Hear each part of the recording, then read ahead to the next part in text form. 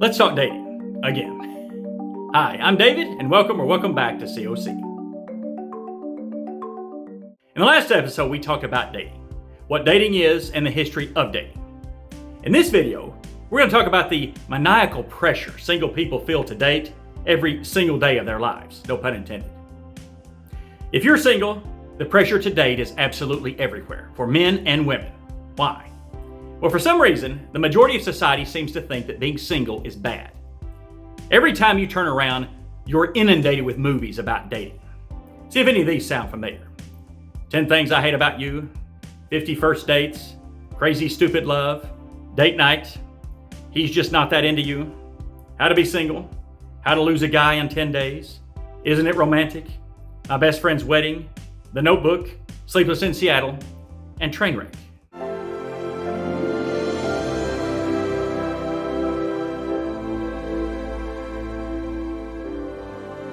You're inundated with shows. How about any of these? 90 Day Fiancé, The Bachelor, The Bachelorette, The Golden Bachelor, The Bachelor in Paradise, Blind Date, Catfish, Date My Mom, The Dating Game, The Fifth Wheel, Joe Millionaire, Love Connection, Perfect Match, Shot at Love, Love Island, and Temptation Island. Like, if next week you were to sleep with somebody else, it would be really hard for me to really move forward in this. You're constantly inundated with love songs. We can't get away from classics like Can't Help Falling in Love, I Just Called to Say I Love You, I Want to Know What Love Is, I Say a Little Prayer, I Will Always Love You, and When a Man Loves a Woman. Love is like oxygen. What? Love is a many splendid thing. What? Love lifts us up where we belong. All you need is love. Please don't start that again. All you need is love. A girl has got to eat. All you need is love. She'll end up on the street. All you need is love. Love is just a game. You also have little microaggressions committed against you if you're single. A little stereotyping here and there. There's even a modern term for this: singleism. Singles activist Bella DePaulo writes, "The widespread stereotyping and discrimination against people who are single has long gone unrecognized, unnamed, and unchallenged." Another singles activist, Leslie Talbot, writes, "From the workplace to the voting booth to your own backyard, the message to singles is clear, consistent, and omnipresent. Married good, single bad." And just to be sure you don't miss the point, there's no shortage of folks ready to pile on, just itching to remind you that no matter how responsible and productive a member of society you think you are, without that special someone waiting for you at home, you are but a societal dilettante, unworthy of the rights, privileges, and respect extended so enthusiastically to the coupled. These microaggressions against single people play out in a lot of ways. For example, have you ever noticed that when some people find out that you're single, it's almost like they think that your singleness is a disease, and it might even be contagious. Ooh, when did you catch singleness? How long have you had singleness? I don't want to stand too close to you or I may catch it. Some people also seem to think that when they find out that you're single, they think they suddenly know all about you. They know all about your life. You don't have one. They know all about your hobbies and your interests. You don't have any. They know all about your big plans for the weekend. None. And how many times has one of your coworkers had a kid emergency and had to take off work, so you had to cover for them? You have to stay late or come in early, or stay late and come in early, especially on weekends and holidays. And if the company has to start laying off employees or relocating some employees, your name is always at the top of the list. Why? Well, you don't have a family to support, you single person, you. It's a lot easier to fire you or move you around than it is them. Then when you get paid, it's always a blast getting to see your tax dollars go to fund parks and schools that you don't have kids that go to.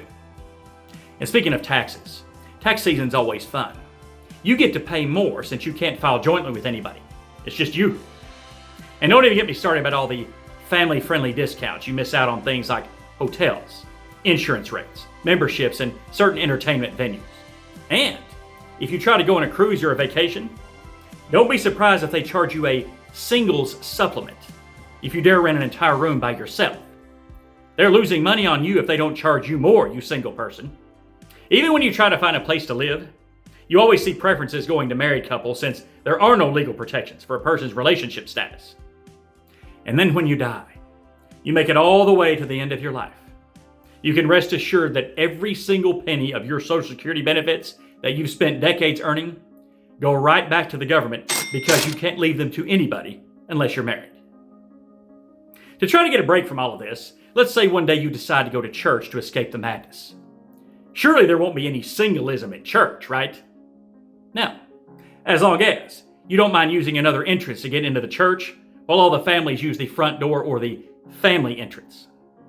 And you don't mind hearing sermon after sermon after sermon, or an entire sermon series about marriage. Or you don't mind getting invited to family day, or family night, or the family picnic, or the family potluck, or all the marriage conferences and marriage retreats. And don't forget to celebrate all the fathers on Father's Day and the mothers on Mother's Day. No Singles Day for you. You might get a little shout out around Valentine's Day, or as those of us who are single like to call it, Singles Awareness Day. But that's mainly just spent telling you to get married. And in addition to all of this pressure you get to date from the outside world, a lot of you will also get pressure to date from your own wheelhouse as well. An army of helpy helpertons, or as I like to call them, marriage evangelists. Your family, your friends, your coworkers, your classmates, your neighbors, and other self-appointed matchmakers who have decided, for whatever reason, to make your love life one of their life's priorities. Some of these marriage evangelists mean well, but some of them, in fact probably most of them, are just bossy and nosy. This peanut gallery is on a relentless quest to see you dating, and they never pass up any opportunity to embarrass you or humiliate you regarding your love life, or lack thereof. Shivu, my daughter thinks that you are so cute. Oh my God. Stop! What's your name? Well, good to meet you, Will.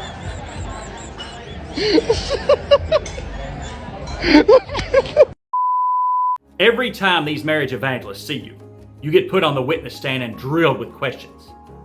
So you dating anybody? Are you seeing anybody? Have you met anybody? And if your answer is no to any and or all of these questions, you start getting single shamed, and they start using manipulation or scare tactics against you. Like what? They might use the age tactic. You're not getting any younger. You're in a race against time right now because your biological clock is ticking, especially if you're a woman. Maybe you finally need to grow up and stop being so immature or unstable. They might use the bullying tactic. You need to date. All of your friends are dating or married. All of your family are dating or married. You're the only one who isn't. Make it happen. You're going to die alone, and people are going to start thinking you're gay. They might use the guilt trip tactic. Don't you want to have kids? Why don't you want to have kids? Don't you want to give your parents grandbabies? You owe it to them. And you need to do it soon so they're young enough to enjoy them. Stop being so selfish. They might use the imperfection tactic. What are you looking for exactly? Somebody perfect? I got news for you, Cupcake. You're not perfect either. You're never going to find anybody who's perfect. Has it ever occurred to you that you might be a little too picky? Maybe your standards are too high. They might use the time tactic. What are you waiting for? You're never going to find the right time to do it. If you wait until you're ready to date, you'll never do it. Can you imagine telling that to a brain surgeon? If you wait until you're ready, you'll never do it. You may not be ready to operate on that patient, but if you wait until you're ready, you'll never do it. Just go in there and cut that guy's head open. Figure it out along the way. I've always thought it was kind of weird that we have to be licensed to carry concealed weapons. We have to be licensed to drive. We have to be licensed to practice law or practice medicine. We have to be licensed to teach. But when it comes to something as important as dating and ultimately marriage, we just push that on people. Oh, don't worry about a thing. Just take the plunge and figure it out along the way. These marriage evangelists will usually go through 3 phases if they don't stop. First phase is flattering. It's kind of flattering when they first start. They think you'd be a good catch. They think you'd make a good boyfriend or a good girlfriend, so they want to see you hooked up with somebody. That's awfully sweet of them. But if they continue, the next phase is the annoying phase. Okay, it starts off as flattering, but after a while, kind of gets on your nerves. You have to bring this up every time I see you. I mean, the jokes and the public embarrassment and the public humiliation is getting really old. Knock it off, or at least rein it in a little. But if they don't knock it off or rein it in a little, the third phase is weird. If these marriage evangelists keep going, it finally just gets weird. It starts off kind of cute, kind of flattering, gets annoying, and now you're just freaking me out. I mean, my love life isn't this important to me, and it's mine. What are you getting out of this exactly? Are you trapped in a bad relationship and you're trying to surrogately try again through me? Or maybe you're in a great relationship and you remember how magical it was to fall in love, and now you're trying to relive it through me. Whatever your motivation, this is now just weird and you've crossed the line into Creeperville. Let me give you an anecdotal story here. A number of years ago, a friend of mine was single. Now, I think she did eventually get married, but I don't think she got married until she was like in her maybe mid to late 30s. So she spent a lot of her early adult life as a single person. And she had an aunt who was absolutely obsessed with her love life. And obsessed is putting it lightly. Every single time she saw Auntie had to bring it up. So you dating anybody? Are you seeing anybody? Have you met anybody new? Are you even trying? And my friend was as sweet as she can be. And she would always say something like, No, I'm not really interested in dating right now. That's just not one of my priorities. I'd rather focus on XYZ or whatever. well, this didn't deter Auntie, not by a long shot. For whatever reason, Auntie had made it one of her life missions to make sure that my friend started dating. And every single time she saw my friend, she'd still bring it up. Are you dating anybody? Are you seeing anybody? Have you met anybody new? Anything since we last talked? And my friend always said the same thing, no, I'm just not interested in dating right now. Well, one day, Auntie decided to take matters into her own hands. So she gets on some dating site and she creates a profile on there for my friend.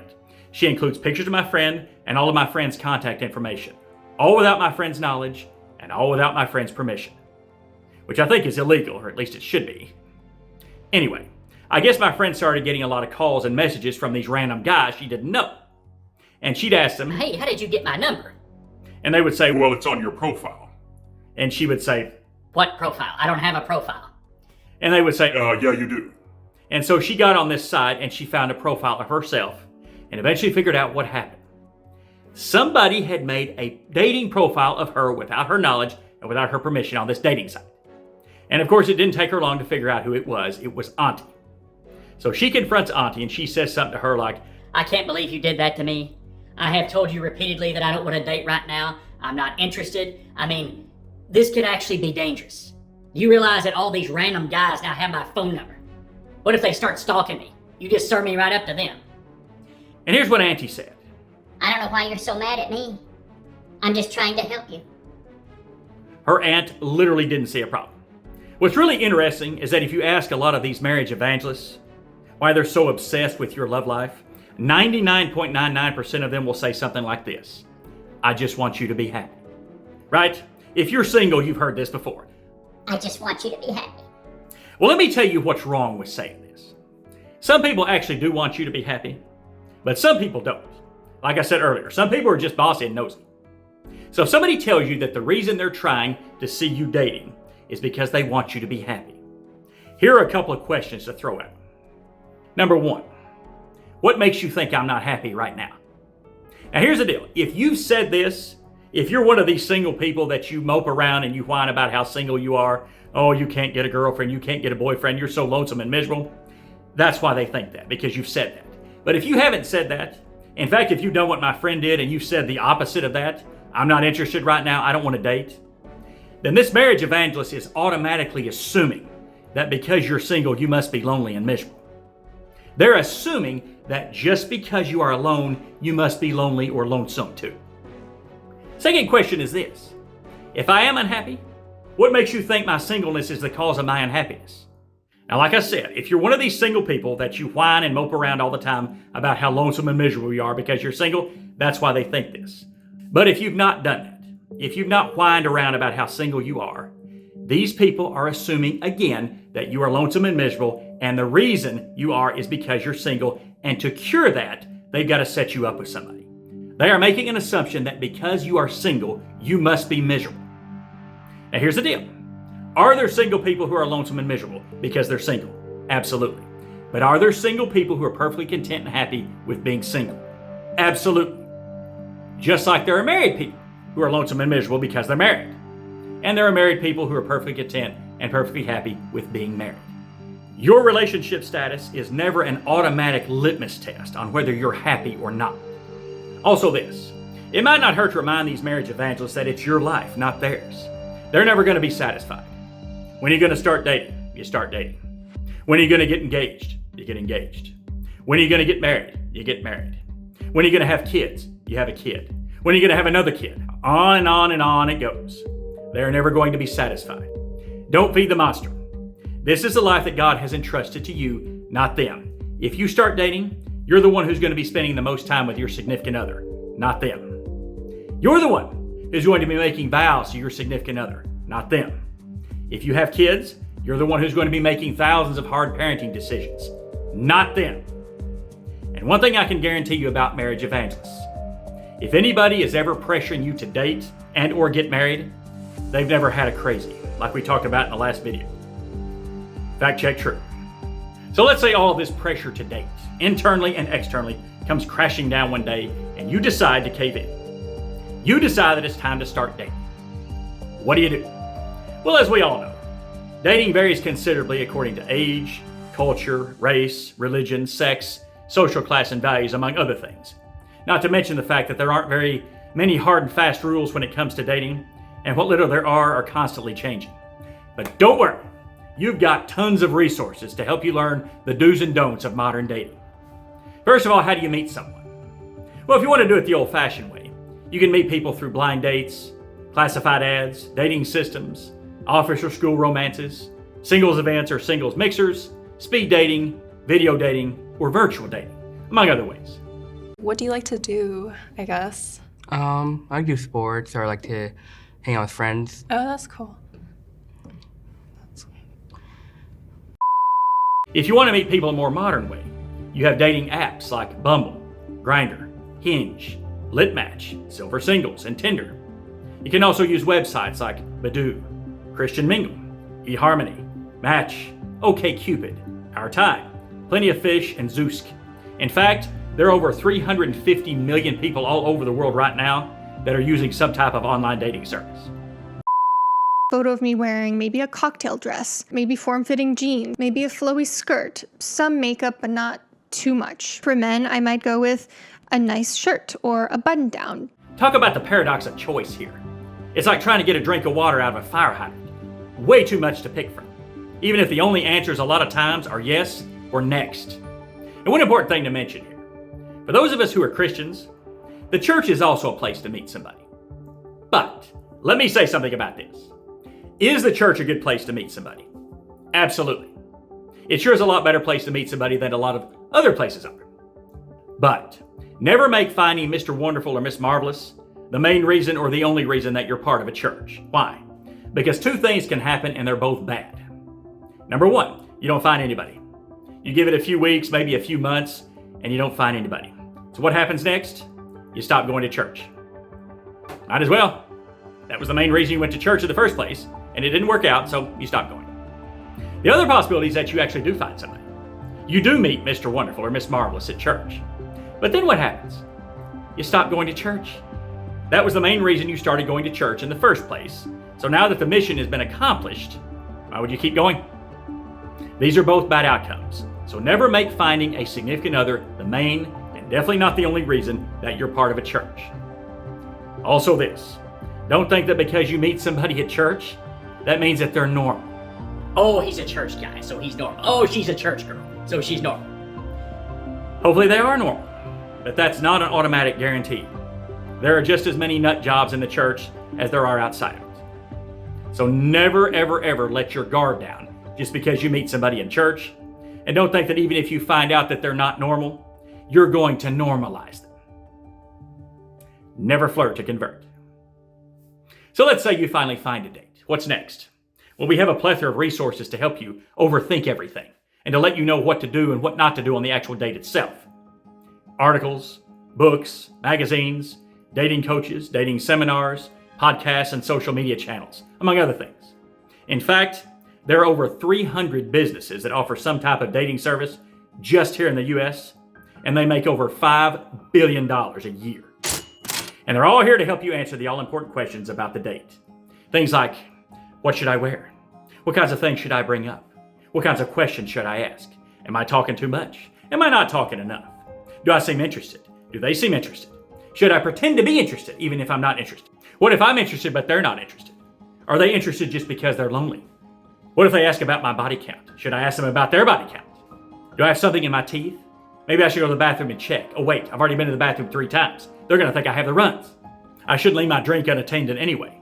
Do I have an exit plan if things go bad? Maybe I should text my friend and ask them to call me to ask how things are going. Author Judy James writes, the date's probably not going so well if they start to scan the room. Drop eye contact. Open their body to the room rather than concentrating on you. Drink quickly in an effort to escape. Increase their blink rate, which signals boredom or irritation, or start carrying out self-attack gestures such as lip biting or nail picking. And don't forget, you also have to learn all the modern dating lingo. Things like benching, branching, breadcrumbing, cookie jarring, cuffing season, dial toning, dry dating, dry texting, fizzling, future-proofing, ghosting, groundhogging, hardballing, kitten fishing, love bombing, orbiting, paper clipping, pocketing, rusting, and submarining or zombieing. Like I said earlier, there is absolutely no doubt and no question that if you're single, the pressure to date is absolutely everywhere, internally and externally. Society has deified dating and marriage, and look what we have to show for it. A lot of broken relationships, broken hearts, and broken homes for dating and for married couples. So the obvious question is why? Why are we doing this? Why is there any pressure to date and or get married? Like I said in the last video, marriage should always be the ultimate goal of dating. And every married couple I've ever talked to says that marriage is hard work. If you want a healthy and successful marriage, it's work. Sometimes it's 50-50, but other times it might be 80-20 or even 100-0. Regardless, if you want a good relationship, it is hard work. So, and maybe it's just me, I wouldn't want somebody to marry me if they've been pressured to do it. If they had to be pressured into dating and or marrying me, that's a problem.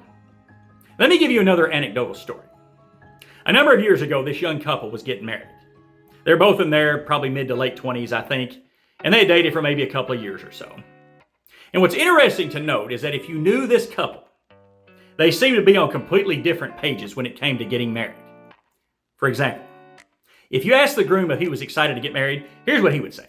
He'd say something like, "Oh, bro, I am so excited to get married. This is going to be the best day of my life. I'm marrying the girl of my dreams. We're going to go to all these adventures. We're going to make all these memories. We're going to have a family. Bro, I can't wait. I wish it was today." Needless to say, he was excited. But if you asked the bride if she was excited to get married, she would say something like this. Yeah. That's about all you would get. Yeah. So obviously there seemed to be a major disconnect here.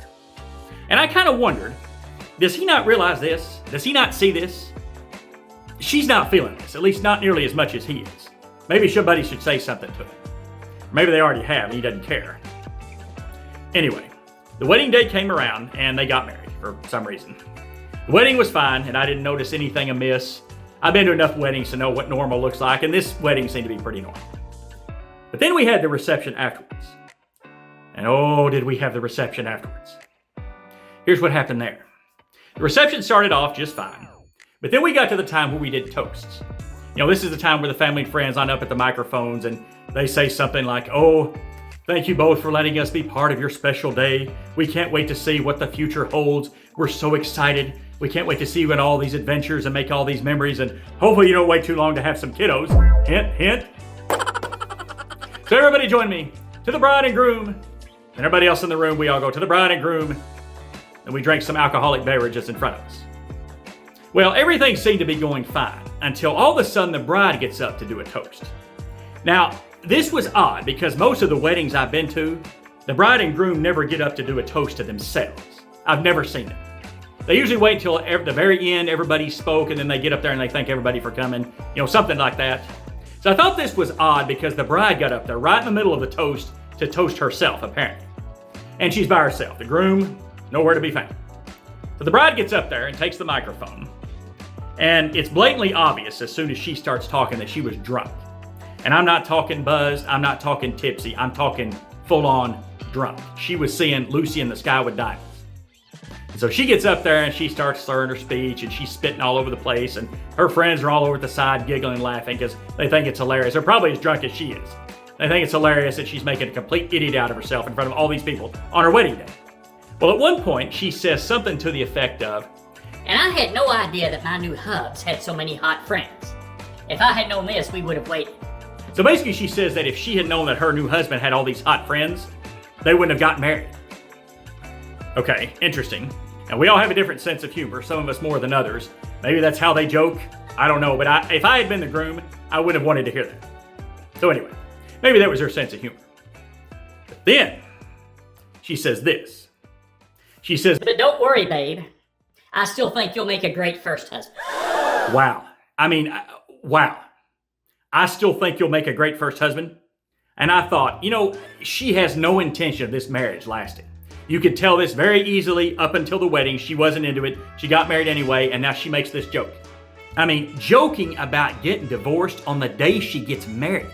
I mean, they hadn't even been married maybe 2 or 3 hours at this point, and she's already joking about getting divorced.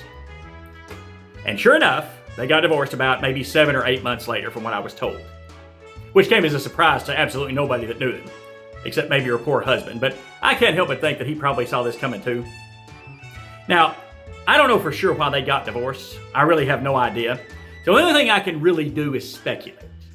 And for what I know about her and about her wheelhouse, her family, her friends, her coworkers, everybody, I will almost guarantee that the reason that she got married was pressure. She was pressured to date, and she was ultimately pressured to get married by her family, by her friends, by whoever. And I will guarantee you that her wheelhouse used the same manipulation tactics and the same scare tactics that everybody uses when they're trying to pressure people to date and get married. You're not getting any younger. Your biological clock is ticking. All your family and friends are dating or married. You're the only one who's not. You're never going to find anybody who's perfect. If you wait until you're ready, you'll never do it. All the usual bullcrap they throw at single people. And then one day this young lady finally said, you know what? You're all right. I'm just going to throw caution to the wind, and I'm going to ignore all these red flags and warning signs. I mean, I don't even really like this guy, but you're right. I'm never going to find anybody who's perfect. I'm not ready, but you're right. My biological clock is ticking. I'm not ready, but you're right. If I wait until I'm ready, I'll never do it, so screw it. I'll get married anyway. And look what happened. What do all these marriage evangelists have to show for it? Another statistic. Another divorce. Another failed marriage. Another one bites the dust. And I want you guys to join me in the positivity. We don't want no ill will, no negativity that way. Yeah. So y'all would be invited to my divorce party, okay? Can I throw it? Campers, the pressure to date and ultimately to get married is quite simply out of control. Single people get pressured into dating, or even worse, to get married, and this is leading to one colossal disaster after another. What a mess. And that's exactly what dating is today, a top-of-the-line mess. But the good news is that we can do better. How? In the next video, we're going to find out. I hope you enjoyed this because that's all I've got for now. Be sure to like, share, and subscribe. We'll talk again soon, but before you go, take this with you. Take your time. Enjoy your life. Do something to make the world more beautiful, to give glory to God, and don't rush into anything, especially because you think, this is what I should be doing, right? I talked about that in a video a while ago about climbing a ladder as a woman and the rungs that you have to, the next step in a woman's life. But focus on that. Each and every single day, do something to make the world more beautiful and find beauty and purpose in that, and breathe in and know that whatever season of life that you're in, it's good and beautiful. And there's no rush to get to the next one. There's no rush for what you're supposed to be doing, that God has a beautiful plan for your life. And that if you don't want to date right now, if you don't have the time to do that, you don't have any desire in your heart to do that right now, that's perfectly okay.